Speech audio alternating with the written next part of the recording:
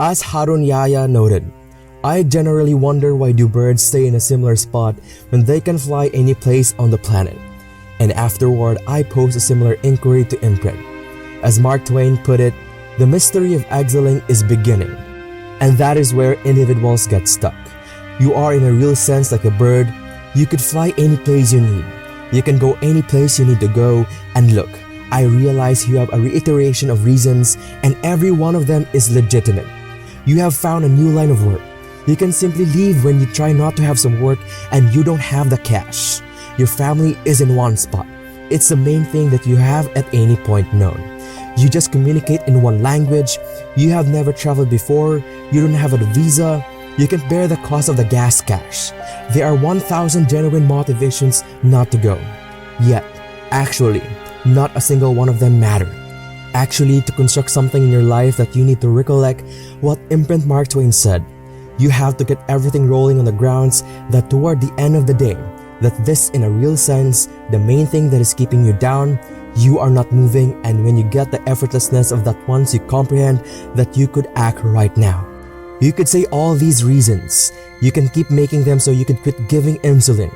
Regardless of how legitimate they are, no matter how genuine they might appear, you can at last conclude that you will get up a film, you will make that the force, that you will take a step, that you will make the interest, that you make a force, that you get something is done, that you track down a response, or on the other hand, as Hannibal said, that you're going to track down a way or make one. In the event that you need to cut through rock, do it. Since people before you have made it happen, and that is the straightforward truth, that this is a basic control. Also, all the other things else is a feeble voice of you, keeping you down and making you a less rendition of yourself. So I ask you, for what good reason doesn't the bird fly any place it needs to go? Because that is all it's known? Since that it is what's protected? Because that's what's agreeable? Or because it's a dumb animal? What at any point do you need? To be on the off chance that this isn't the existence you need to live? We'll take care of business. Only those that can see the invisible can do the impossible. You have to be able to see what doesn't exist in order to be able to pull off or achieve what in most people's minds seem to be impossible. Only those that can see the invisible, being able to see what's not there. What is your vision? What is your idea? What was that a God-sent dream? Only those that can see the invisible can do what seems to be impossible. The road to success is through commitment, and through the strength to drive through that commitment when it gets hard, and it's not gonna get hard and you're gonna want to quit sometimes, but it will be colored by who you are and more who you want to be. Greatness is not this wonderful, esoteric, and elusive, godlike feature that only the special among us will ever taste. You know, it's something that truly exists, and for all of us, it's very simple. This is what I believe, and I'm willing to die for it, period. It's that simple. I know who I am.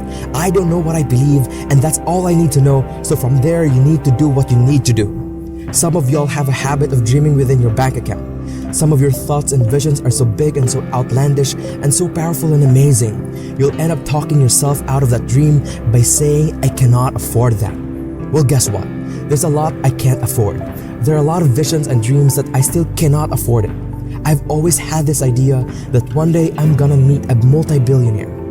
I'm gonna be with this multi-billionaire. We're gonna become the best friends, and he's gonna say to me, hey, I got all the money in the world, but I don't have your visions or your ideas. And I'll say to him, I got you. I'm not gonna lie to you. I'm not gonna waste your time. I got big visions and ideas. I can't afford them all. But it's not gonna stop me from having these visions and ideas.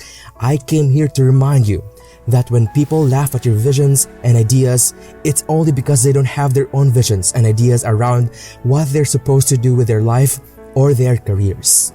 People that don't have any dreams for themselves, they tend to be dream killers. People that don't have their own visions, they become vision killers.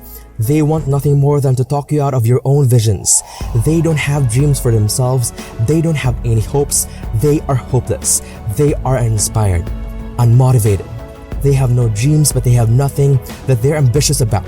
But I want to remind you to continue to dream, and dream big. I have a habit of dreaming with my eyes open. I get very inspired by the things I see. I'm inspired by architecture. I'm inspired by photography. I'm inspired by ideas. I'm inspired by the idea that someone could have a vision, and if that the vision had stayed in their mind, they would have robbed the world of the opportunity to experience that vision.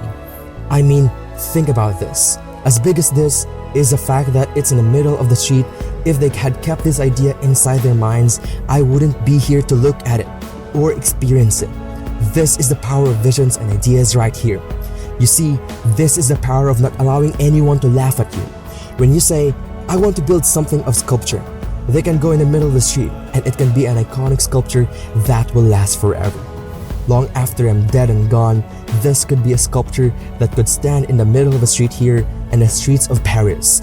And if this person who built this but a lot of people to talk to mounted their dreams and their visions, it wouldn't be here for us to see or experience.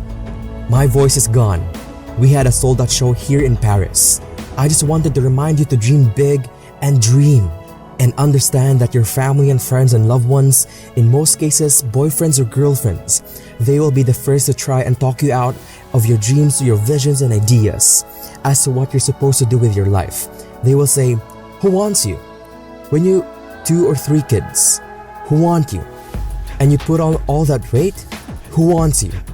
When you're looking like this and have been through this and been through that, nobody is interested in you. Nobody's checking for you. They will laugh at you. They will call you names because they have no dreams. They have no hunger for success. They don't have an appetite. They don't want it. But I wanted to win so bad. My hunger and appetite for success is intimidating. It scares the people. I come up with new visions and ideas every single day, and people around me say, slow down, stop, you're doing too much. Your appetite is too big. I can help myself. I want to build, I want to win. I am a billionaire. I was a changenaire. I was a dollarnaire. I was a thousandaire. And I am a millionaire. There's only one step left, the billion. I don't think I'll see a trillion. In any case, I'll realize I'll see you billion. I accept it, I trust it, and there's nobody on the planet that can work me out of that inclination. Sending my adoration as far as possible from Paris. If you make it to the end of this video, I want you to compose this letter. Just those that can see the invisible can do the impossible. You must have the option to see what doesn't exist to have the option to pull off or accomplish what in the vast majority's brains appears to be unthinkable.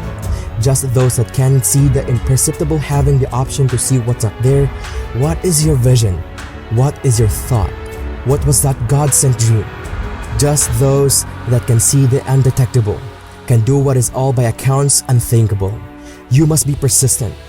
You need to never allow off the gas and never stop, never quit, and never permit anybody to talk you out of the fantasy division and thoughts that God has sent you.